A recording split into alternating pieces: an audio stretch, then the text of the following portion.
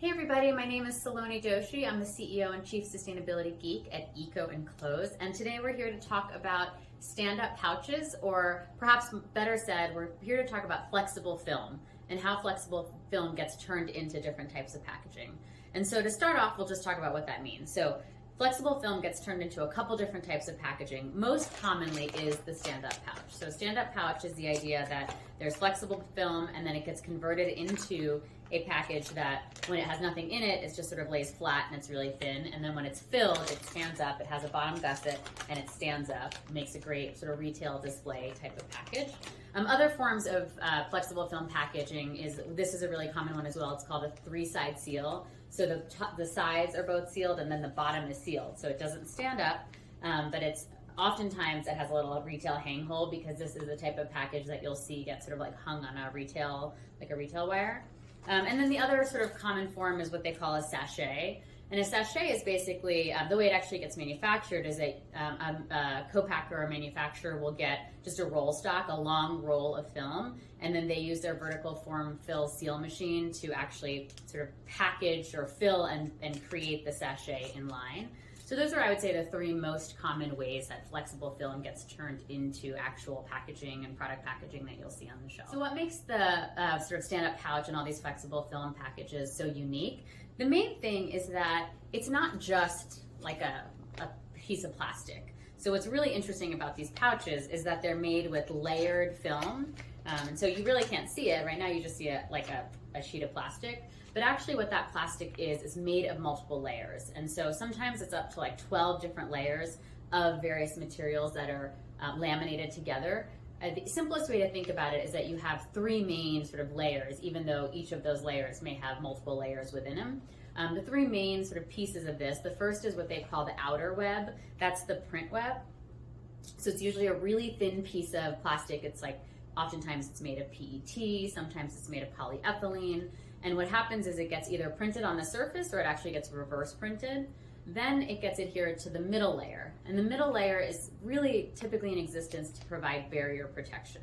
And so we'll get more into barrier protection later, but that's really protecting whatever's inside of the pouch from moisture, from oxygen, from light. So that's that important barrier layer. And then you've got the inner sort of sealant or inner web layer, and that's the layer that is actually touching the food and sort of keeping the food secure or whatever you have in it secure. So you've got these sort of three layers. Again, each of those layers is oftentimes made up of multiple layers within them, and they get laminated together during sort of the printing and conversion process of those pouches. So that's what makes these pouches really unique. So a question that we get all the time is, should I move from a rigid to a pouch, or I'm about to launch my business and my product, should I use a pouch or a rigid container? And when we say rigid container, what I mean is either a plastic bottle or an aluminum canister or a glass bottle or even a cardboard rigid box. So those are very traditional ways to package products, and the pouch is a slightly newer approach to packaging products, and brands are asking us, which one should I choose? Which one is better for the planet?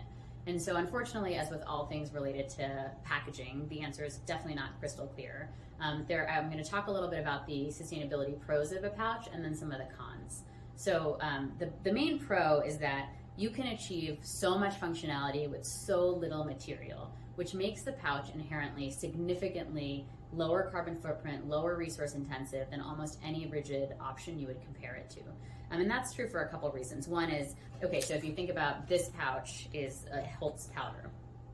An alternative might be a plastic canister. So if you were comparing this pouch to a plastic canister, you would have to put a lot more weight of material into the plastic canister in order to hold the same amount of powder as this pouch can hold. And so right then and there, you're saying, okay, that the rigid has to take a lot more material. Maybe it's like 10x, 20x the amount of weight and material that's gone into that rigid versus this pouch. So right there, you're saving so much water, fossil fuels, carbon emissions. And then the other thing that's a sort of a net benefit of the pouches is that they ship from the packaging provider to the co-packer or the manufacturing person, whoever you're working with to manufacture, they ship flat. So you can get, in a single case, you might be able to get 1,000 of these. If you think about 1,000 rigid containers, they're going to take so many cases to fill because they have their air sort of already in it. It's almost like they're the same exact volume to ship, when they are manufactured as when they actually have product in them. And so you're really saving a lot of energy and resources from the shipping and storage perspectives of storing the same volume of the pouch as you would be with the rigids. So those are two big wins. Another thing that's really important to note is that a pouch is almost always going to be significantly less expensive than a rigid. And for many brands, that's an important consideration. So those are the pros of the pouch. The main con, or the main two cons, is first that pouches are almost always today made with virgin material. That's changing, and we're working hard to change that, but that's an important thing to acknowledge.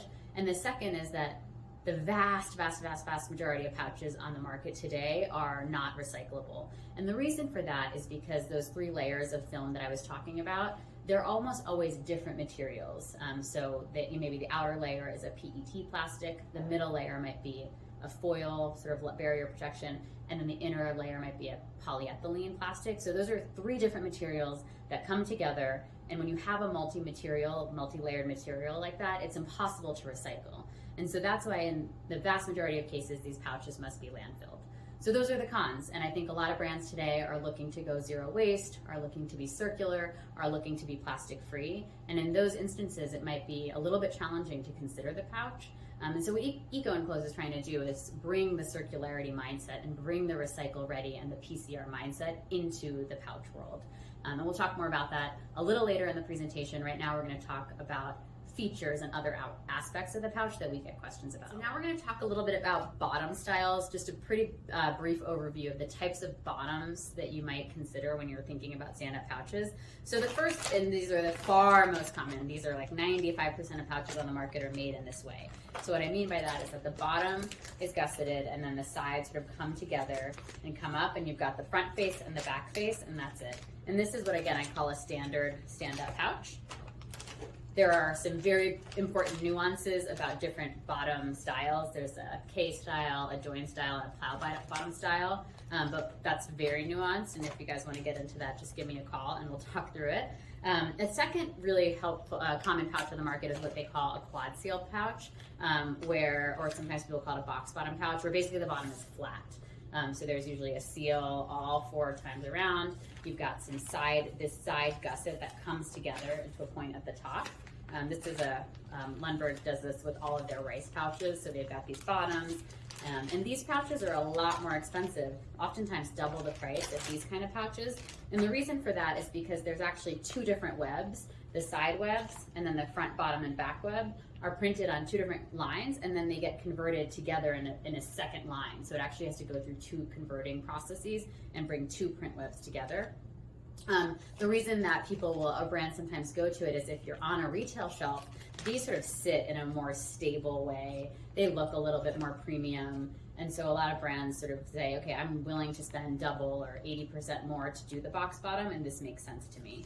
And then another common pouch style that's really common in the coffee world is another sort of flat bottom pouch. Some people call it like a shark fin pouch, where you've got a seal that's at the bottom. So when this ships, before it's filled with anything, it's sort of flat. But then when it gets filled with coffee beans, it flattens out. And so it sits similar to this quad seal pouch, but it is a lot more affordable because you actually only need to make it on 1 line.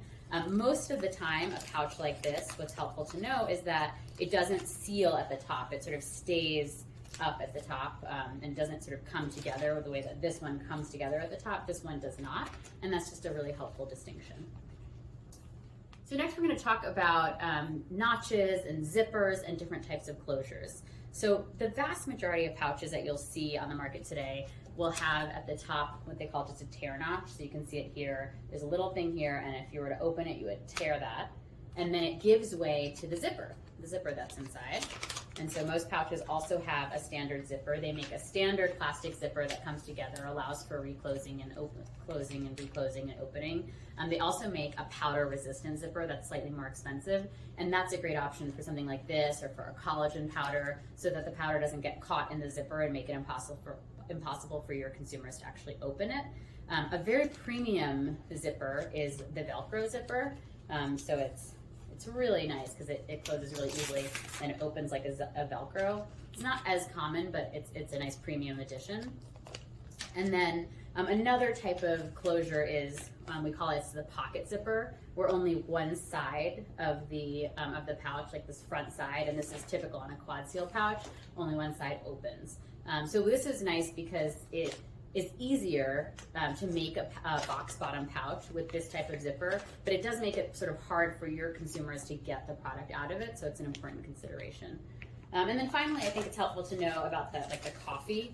So as you guys know, most people know with coffee, there's actually no real closure built into the actual pouch. It opens up to the side, it opens up like a box, and then brands will, they actually add this little tin tie, and then you close it over and you fold the tin tie. So once your customer opens it, they break the seal, and then they use this fold over and the tin tie to keep it closed at home.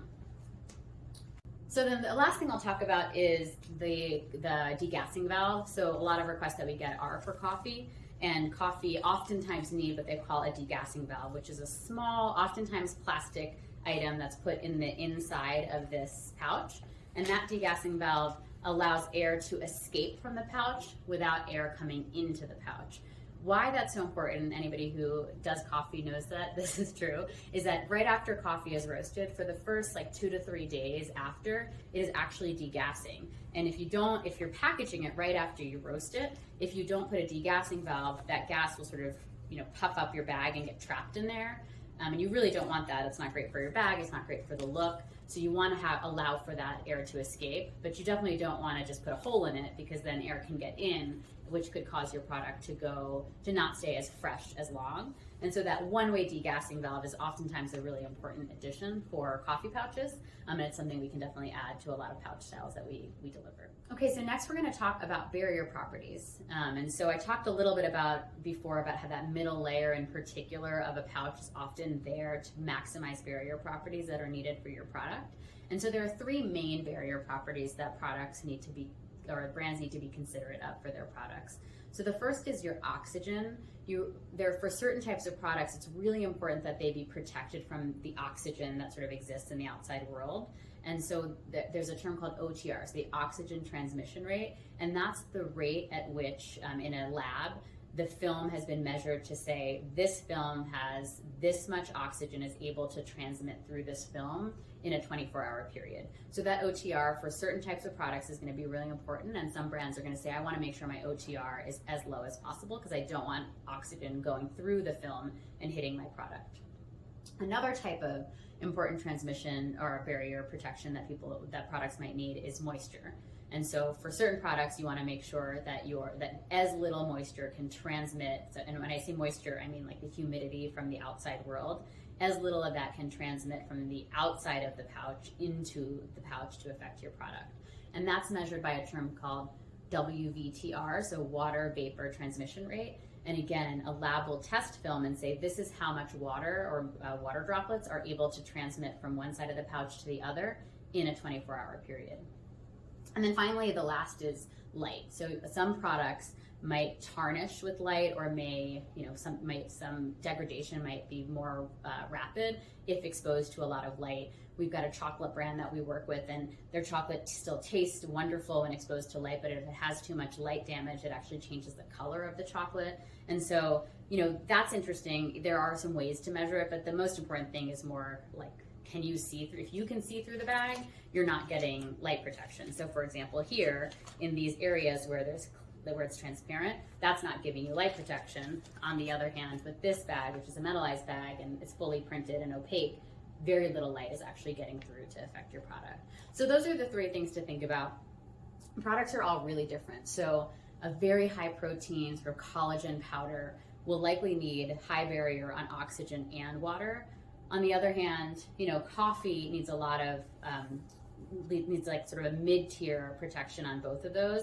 And then on the other hand, I would say certain types of nuts don't need really very much at all. So different types of products have very different needs. And so what I would normally tell brands is that, especially if they're formulating something unique, that they should be working with whatever sort of food scientists that are on their staff who are producing or designing their products. They should be working with them to say, okay, what kind of protection does my product need in order to maintain the shelf life that I need? And so that second part is also really important, because certain brands need a 2-year shelf life, especially if they're on retail shelves, while other brands may only need a 2 to 5 month shelf life, particularly if you're a direct-to-consumer brand that has a very rapid cycle between like getting it from the co-packer, then the customer orders it, and you're shipping it directly to the customer. So there's a lot of variables that will drive the degree of barrier protection you need. But it is really important to understand how to talk about barrier protection and what types of questions to ask. If you come to us and you're not sure, that's totally fine. We can sort of talk about your product and give you a good baseline for, okay, given the product set that you have, this is likely the range of barrier protection that you need. Some sort of good rules of thumb, I would say, if you are shipping apparel or something like that, you don't need any barrier protection, and a simple monomaterial, very basic pouch will do. And then again, if you're shipping something that's high in protein, like a protein powder or something, you may need to get, and the highest barrier pouches that we offer have a metallized barrier layer. And then if you're in the middle, like maybe you are doing coffee or maybe you're doing nuts, then certain barrier properties that can be given by an EVOH barrier can suffice just fine. So give us a call and we can talk through barrier properties, your product, and what's the right map. All right, next we'll talk about printing and what kind of print methodologies might be used to actually get your artwork onto your pouches. So there's two main methodologies. The first is digital. And so any brand that has fairly low quantities, maybe under 25 to 50,000, it's very likely that you would get digitally printed. With the digital print, you would be taking your electronic art file and the printer would be directly printing it onto the film web. And then after it's printed, the film web would get converted into your pouch. The pros of digital printing is that you don't have to deal with any printing plates or anything like that. Typically it looks pretty good, high quality. The main con, I think, is that there are some limitations to what can be printed. And more importantly, it gets really expensive. So a digital printer has to run pretty slowly. And so if you're doing 50,000, that's probably okay because you haven't had to do any sort of plate setup or anything like that. But if you're doing 500,000 pouches, a digital print is going to be astronomically, or a digitally printed pouch will be very expensive on a unit cost basis versus going to flexo. So now we'll talk about what flexographic printing is. With flexographic printing, there is a plate that's made for every color of your print. And then your plate gets set up, and there's actually ink that's being used, and then your print web goes through various rollers, and each roller is laying down the artwork of each color. You can achieve just gorgeous results with flexographic printing. You can do a full sort of CMYK, or you can do spot color. I would say the thing to note about flexographic printing is probably just one thing in particular. One, again, is that it's not going to be an option for you until you get to fairly high volumes. And then two, you might have one, depending on what printer you're working with, if you're not working with us, you'll want to ask them about something called sort of plate bleed. And so, I don't know if you can see it here, but maybe you can see it on this one. You can see that what happens with this traditional flexo is certain printers will print it in such a way that there's just a tiny little gap here it's basically like where the print pulls off about 1/8 of an inch from the actual pouch. And if that's done, or if that's something that your printer does, it's because they're trying to minimize waste. It is very feasible to print flexigraphically and not achieve that, to have a full bleed that goes to the end, but it means that you have an inch of extra material that's getting printed on the edges, and then those get slitted off. So to debate between if you have a plate bleed or a full bleed print might increase your cost if you decide to go with a full bleed print. So it's a helpful conversation to have with your printer before you finalize your artwork. EcoEnclose really got into the pouch space, and why we're so excited about it is because we know that there's a lot of economic advantages and some sustainability advantages for brands that move from a rigid container into a pouch. But unfortunately, these pouches on the market today are virgin and they're not recyclable. So we're here to try to change that and try to make pouches more circular and more sustainable. It's a really long road. If our end vision is to get to 100% post-consumer waste pouch that is also curbside recyclable or thin film recyclable, that's a great end vision, but we're far from that today. But we are working hard to innovate in this space. So I'm going to share with you the 3 film options that we're really focused on, and hopefully one of them could meet your needs and help move you in the direction of a more sustainable pouch. So the first one is the one I'm showing you right now, and this is a metallized PET pouch with an inner layer that's polyethylene. And we can currently do it at about 40 to 50% recycled content, all post-consumer waste in that recycled content. And so the pro of this is that you're starting to have it at least be almost 50% made with waste. The con is that because this has a metal layer, it has PET and polyethylene, it is not recyclable. So the pro is that you're starting to make it with some waste and almost 50% waste. The con is that it won't be able to be recycled at the end of its life. It would have to be landfilled. The second is this pouch, which is what is called a monomaterial pouch, which means basically every layer in the pouch is made with a polyethylene. And this pouch can be made with up to 20%, almost sometimes even 30% post-consumer waste, and it's thin film recycle ready, which means in most municipalities you could recycle it in the thin film bin at your grocery store. When comparing these two, this pouch, the one that's a metallized PET layer, this pouch has a higher barrier properties than this one. This one has a metallized PET barrier, and this one has what they call an EVOH barrier. And so it's really important as you think about your product set to distinguish, do you need this very, very high barrier? If so, you want to go with a pouch like this. If that's not as important, you can probably go with a monomaterial EVOH barrier pouch that maybe has some recycled content and is recycle ready. And then finally, really excited about this material. Believe it or not, these are really similar materials, even though they look different. But it's a pouch that's made with paper and has a plant-based coating that gives it both a barrier and allows it to heat seal. And so this is a really cool pouch because it's a pouch that has a pretty good barrier property that can sort of ship your coffees or your powders or your chocolates. And at the end of its life, it is curbside recyclable and it's naturally biodegradable. So really exciting and innovative option. The main downside functionally to this type of material, this paper-based pouch that we're calling it, is that a zipper can't be added to it. So a tear notch would be added, and when somebody opens it and when your consumer opens it and uses it, there's no way to re-zipper it the way that you have with some of these standard pouches where you have a zipper. And so it's a great option for things like chocolate, even coffee, where you can put a tin tie on it. Or it's a great option if you might be able to fold over and put a resealable sticker. But for certain brands where resealability is so critical, it's not going to work. So these are the three options we're so excited about. I will say that we get a lot of questions about compostable pouches. And right now, it is something that we could offer, but we are very much discouraging most brands from it, largely for two reasons. One is that the composting infrastructure across this country is actually struggling a lot with the amount of packaging they're receiving, and it is turning their compost into very low quality, one that's full of contaminants. And as we're seeing this, we don't want to be contributing to the demise of composting nationwide by trying to flood the market with so much compostable packaging.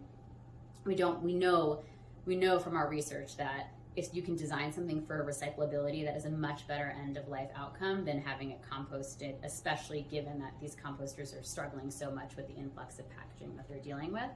And then the second reason is that the vast majority of compostable packaging right today is made with highly intensive monocrop agriculture inputs, corn, sugarcane, cassava. These are crops that are sort of difficult for the earth to grow. They're high fertilizer, high fossil fuel inputs, high nitrogen, phosphorus runoffs. And what we don't want is to create a story that says, okay, we have this beautiful, wonderful, renewable, compostable film without helping people understand that actually it's pretty hazardous to the planet to grow all those crops. And then at the end of life, you're actually creating a lot of downstream challenges for your composters. So there are a couple instances here and there where a company's product was so important that it had to be composted at the end of the life, where we have been able to match them with a compostable film blend for their pouches, but it's typically something that we avoid.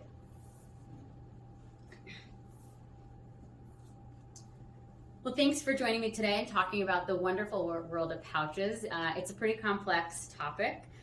So if anybody's interested in learning more about pouches in general, flexible film in general, or is interested in doing a project with us, please reach out. We'd love to learn more about what your packaging, what your products is, what your sustainability goals are, and we can work with you to see if a pouch is a good fit and then match you with the exact right structure, film, something that's going to really meet your goals. Thanks so much for joining, and as always, we'll see you next time.